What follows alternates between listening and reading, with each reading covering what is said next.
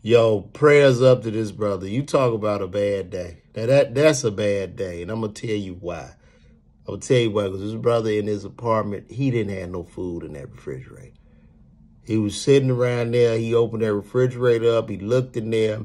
There might have been a bottle of water and an old empty box of McDonald's, because that's what we do as bachelors sometimes. When men are bachelors, you just keep empty food containers in the refrigerator. And then he closed the refrigerator door.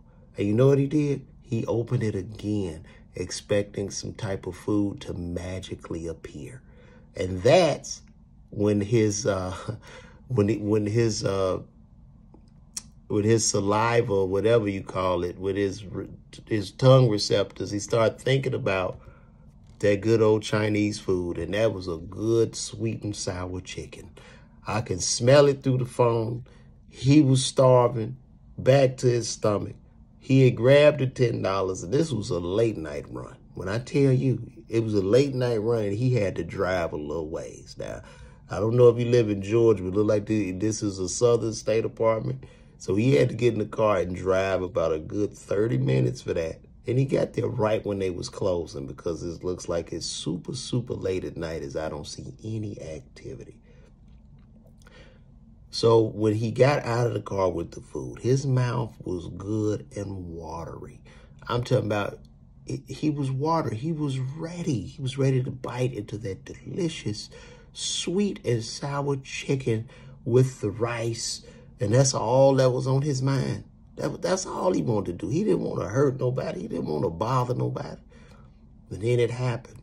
He got up the stairs and bam, just like that.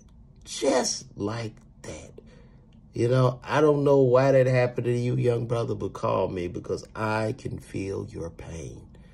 As I was once a bachelor, I remember those late night runs when you go get the food, and sometimes you might be high going to get the food. Sometimes you drive 30 minutes to go buy you some Popeyes or whatever, you high, and you just drive off. You pay for the food and drive off and get home and don't realize you don't have the food till you are home in the house.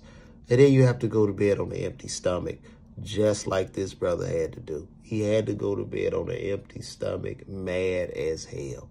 So my brother, my prayers are out to you.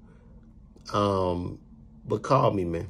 Call me. Let's talk about this. I don't know. You might have did somebody bad, and this might be a little slight karma for you, but that's okay. You know, we pick up the pieces from here. But call me, bro.